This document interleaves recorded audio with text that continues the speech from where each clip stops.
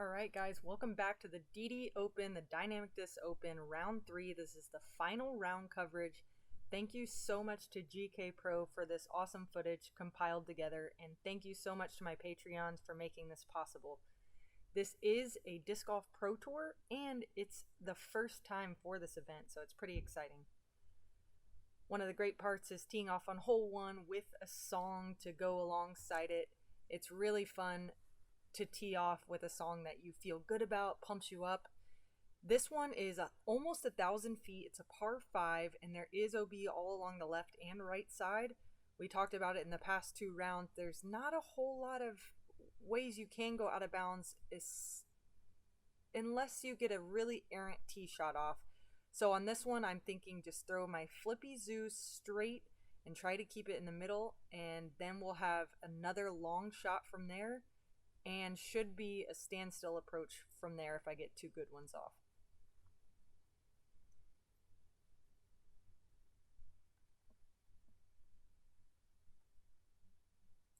So as you can see, it is quite a bit more. There's a lot more wind today than there has been the past 2 days. I kind of overcompensate. I'm putting this one way left, and you can see it just kind of buries into the ground. I am happy with that though, because my release was not where I had planned. So now look at the wind blowing my shirt. I'm really thinking about that. As you can see, I grabbed my most stable Zeus, and this is flipping actually. I put a little too much turn on it, and I find that barrier bush on the right side. Actually, it was a lost disc, so I had to rethrow, and this is where my rethrow lands. So now, an unfortunate series of events. I am now putting a tester putt, and I lost my favorite driver. And this is just not a way you want to start the day, but I did tell myself, you know, there's limited spotters out here, there's limited volunteers. I should just be happy with this double bogey and walk off. Luckily, it is a windy day, so I'm not going to be throwing that Zeus as much as I typically would. Otherwise, it could have stayed with me going into hole 2, because that is the disc I was throwing on this hole. This one's 576 feet. It's a par 4. The only real OB that you need to worry about is on the left side, and then also when you get towards the basket, behind the basket.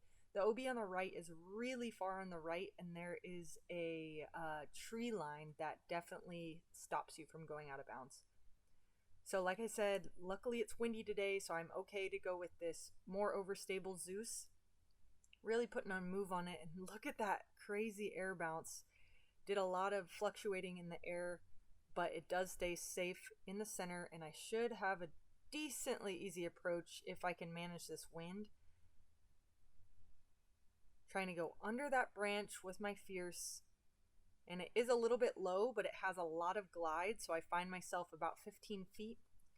But I'm sure you guys know, if you've played in this much wind, even that putt is a tester. I'm very happy to walk off with the birdie on that one and take away one of those overstrokes from hole 1.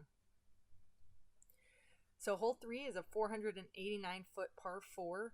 This one is kind of a tweener hole. Last year it was considered a par 3, this year a par 4 because of the stats.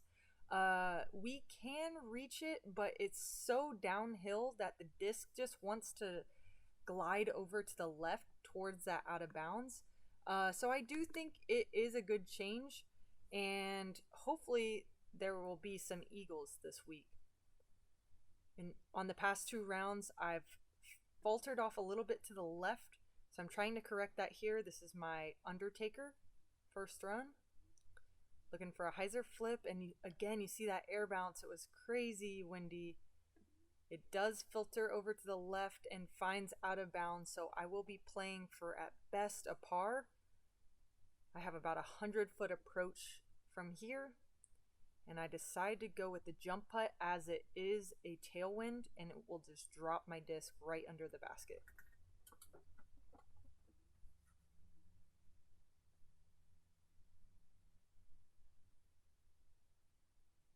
So we get a leaderboard check-in right now. Paige Shoe is currently 2 under through 3 holes, so she is definitely shooting hot. But I do know that I have a 10-stroke lead still, so I'm not feeling any sort of pressure in this moment. but I do know how windy it is and how much OB is on this course that I cannot be comfortable yet. So hole 4, I'm looking to get a birdie here. This one is 438 feet, but it is downhill. So I feel like it plays around 400. And for me, I do think that's within my distance range. I do have to throw this one pretty hard though. I'm grabbing my most stable Zeus again. Think you guys are going to see this disc a lot in my hand during this round. I'm looking to aim it right at that sand trap you see on the right side and know that it's going to have that very stable finish even in this wind. The out of bounds is that sponsor sign wall where you see the PDJ right there and the sidewalk on the left side. Unfortunate low miss there. Didn't quite commit to it. If you guys want to rewind that and look at how my feet didn't push off and I didn't follow through, I will regret that one, but you know, par is still fine. Hole 5, 537 feet, par 4. I really, really like this hole. I think it's really well designed. This sidewalk that we're flying over right now is not out of bounds, but there is out of bounds sidewalk on the right side as well as a ball golf green on the left side. The first shot, you just want to get as much distance as possible, and I like to keep it as right as possible so that the second shot is open. If you do let your first shot hyzer too much, you're going to be throwing through these trees with a low ceiling. So that is the main thought on the tee. Commit to something wide. Throw the overstable Zeus at the sidewalk and let it hyzer right around Gabe. And this actually was my best drive of the weekend on the windiest day. I feel like maybe I should have thrown the overstable Zeus the entire tournament, not just this final round. So I'm adjusting well to having to throw this as my main driver. And I'm very happy about that, especially considering we still have about 12 holes to go. So that was a nice, relatively easy approach with my Banger GT. And I will pick up the birdie there. Hole 6. Really awesome par 3, 351 feet, plays uphill, so probably about 375. There is OB deep and there's OB short, so if you can't gauge the distance correctly, you will likely be finding out of bounds.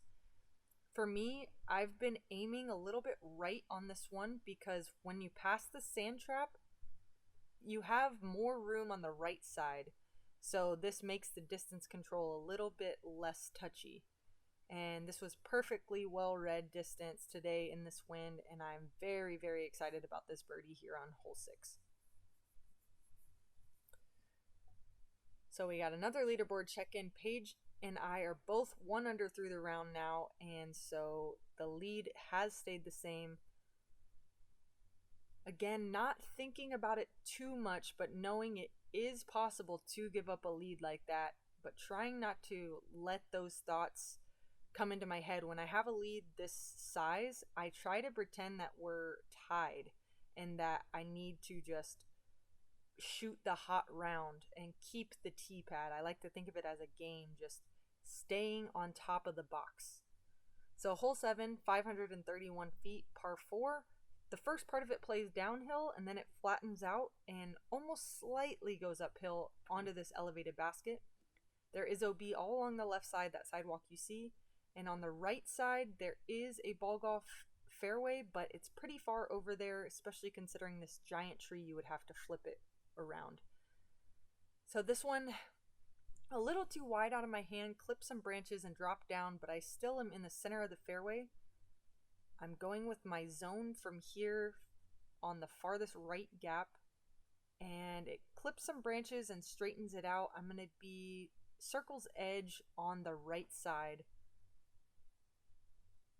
This one, I felt there wasn't too much wind, so I decided to run it, and I'm glad to sink that one for another birdie and move up to 15 under par. Hole 8, probably the scariest hole on the course. We've talked about this one before, but I can't stress it enough. 918 feet, par 5, OB the entire way down on both sides, and it just, there's so much elevation just in this one hole. You go downhill, then uphill, then back downhill, then back uphill. And at the end of the hole, there are these giant trees, and the pond comes into play on the latter half of the hole. So if you are not in a good spot at any moment, there is the thought to just pitch up to the top of the hill so that you can see the landing zone on your next shot.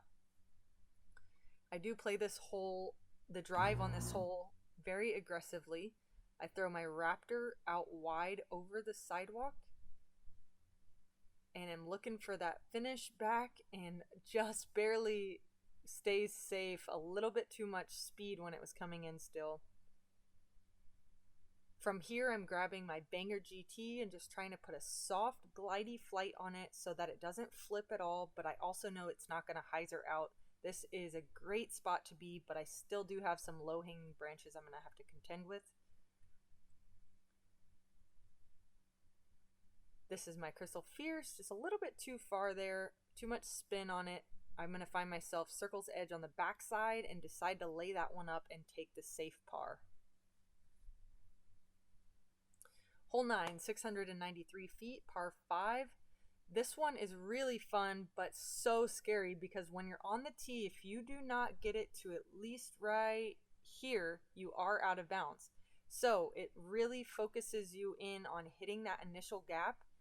And you want to think about which way your disc wants to finish, but I would say most importantly is just hitting that gap and taking what you get from there. Ideally, you would hyzer out so that you can see farther around this corner because the basket is way around this corner and then into this little gap right here. So there is an opportunity for an eagle as I got in the first round, but I'm trying not to think about that. My main thought is get through the gap, and it just doesn't find the fairway. But I think I might get a good call here. We are looking at it as a group, and the benefit of the doubt goes to the player. So my group did give me that call. But this is what I'm left with on my second. I had a weird stance, no run up, and just kind of put a little bit, not enough power on it, and I'm going to filter out of bounds. And now throwing my soul from here, again, not enough power on it, and I just kind of drift it over to the left. I actually did not know that there was out of bounds over there. I had never brought that into play before, so a double out of bounds.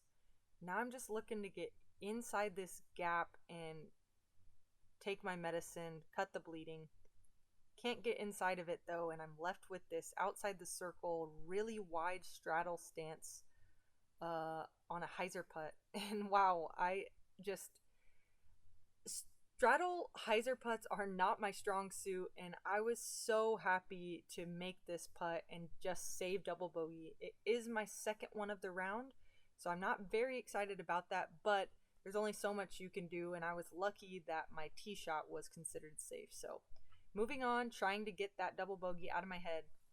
We're on hole 10, 402 feet, par 3. This is such a fun hole to throw. It's a really well-designed par 3. I like the elevation aspect of this one. It is blind from the tee.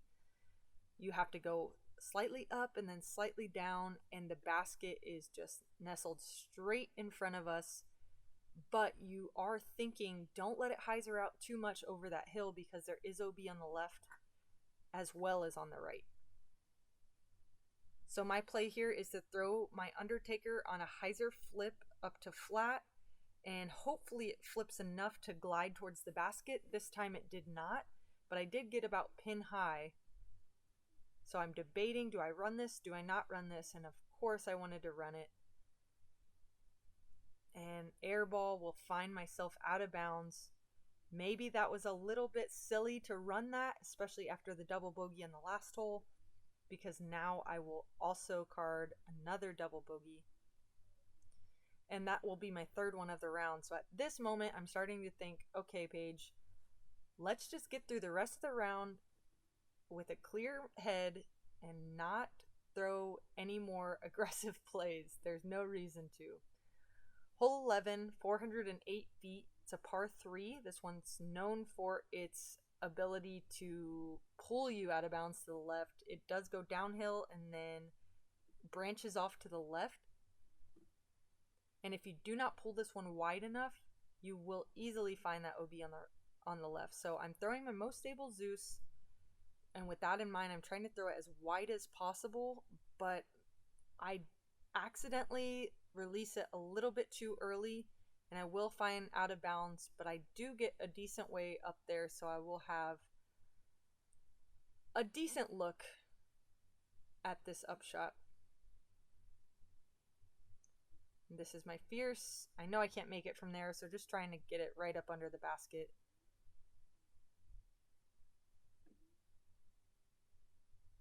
And I will take another bogey, which will bring me down to 10 under par. Hole 12, 324 feet. It's a par 3. This one is really fun. We don't throw this shot shape very often, so for me, I'm grabbing my most overstable Raptor, and I'm throwing it at this mushroom-shaped tree right in front of us on a severe anhyzer, looking for that flex shot. I know it's super overstable, so as long as I commit to that anhyzer release, it will hyzer out at the end and hopefully find me inside the circle.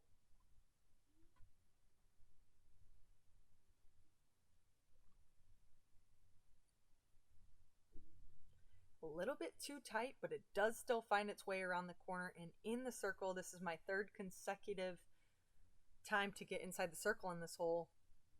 Looking to get 3 birdies on hole 12. Oh, and just barely made that one. But probably my best hole of the tournament, so I'm very happy about that.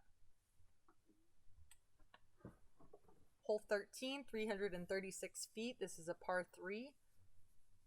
This one haunts my dreams. I lost the world championship to Valerie Jenkins on this hole in 2016. I just put it a little bit too wide on that sidewalk you see over there that is out of bounds on the right side. I threw 3 in a row out of bounds over the sidewalk, and every time I walk up to this hole, I still think about it. So for me, I tend to overcompensate and aim it too far left. And that is exactly what I did here in round 3. I'm going to find that guardian tree just outside of circle 2. And I'm going to have to drop to a knee and throw a zone sidearm.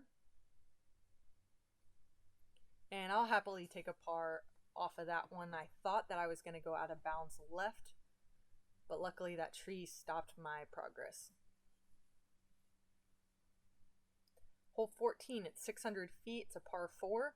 This one is very severely downhill for most of the flight. You have a lot of airspace on the left side, but people also do take that right side gap. For me, I did practice both. I liked the roller down the left side. I was getting a look at eagle, and there's less obstacles. There's nothing on the fairway. There's no branches, no sticks, no roots on the ground even. So I find that that is the most the route with the less variables, but it is really windy today, so I'm glad that I practiced the hyzer gap as well. This is my Zeus. I'm aiming down towards that white fence, trying to make sure it gets a lot of air before it hyzers out to make my upshot as short as possible. Now you have this decision, go left of the tree or go right of the tree. For me on this one, I went right of the tree with my fierce, and I'm right under the basket. I feel like those shots definitely make me think a little bit more than they should. It's just wide open, just pick away and decide. Hole 15, 360 feet, par 3. This one is an island hole. The sidewalk that you see right now, if you don't get that far, you are out of bounds, or if you throw it too far to the left over that other sidewalk, you are out of bounds and have to proceed to a drop zone. So this one, you really want to focus on, make sure you get it in bounds. This is my stalker here. Going wide and knowing it's going to get that last minute soft hyzer instead of the Raptor, which would have gotten a lot harder of a finish and potentially skipped out of bounds. So I was happy with this decision here, especially after I hit that good birdie putt to get myself back up to 13 under par. Hole 16, 258 feet, it's a par 3. This one is very exciting, and now with this back wall, they've kind of made it to where you absolutely are going to go for it. You have a backstop, but are you going to get it close enough where you can run your putt, or do you challenge that back wall? Because if so, then you have about a 40-foot putt looking backwards at the water. All about distance control again on this one. I'm going with my Banger GT, little right of the basket, looking for it to just elevate her down. But I am going to have a little too much speed on that one, so I'm going to have about a 45-foot putt, and I decide to lay it up.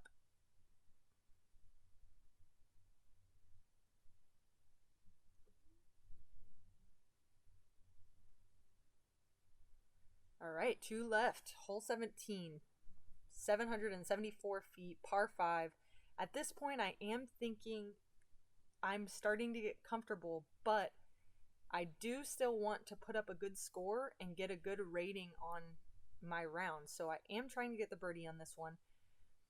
You have to throw a low ceiling shot that does get a little bit of a hyzer, but it can't hit the ground too fast because it will skip out of bounds. The second shot, you're really dealing with this ball golf green. You have to throw over it and onto this guarded green. So the first shot's really important to see if you even want to go for that second shot. So this was my Undertaker. I turned it a little bit too much, but I hit a tree and kicked to the left. I don't really have an option to go over the green, so I decided to grab my Banger and just throw a little floaty shot to the alternative layups section. From here, I'm going to throw zone wide on a hyzer. And now I will have a birdie putt from about 20 feet.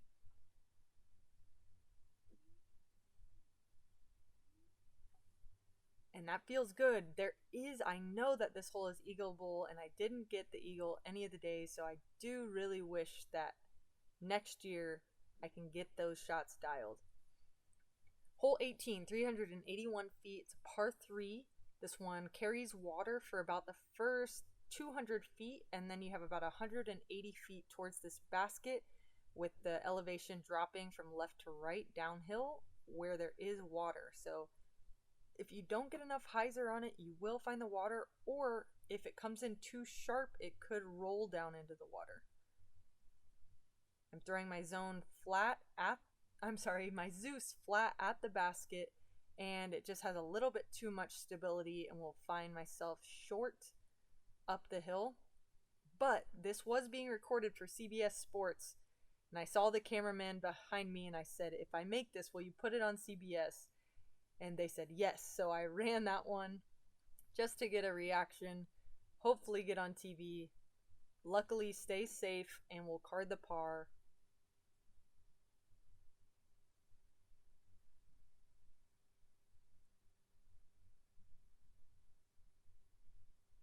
And this will crown me the champion.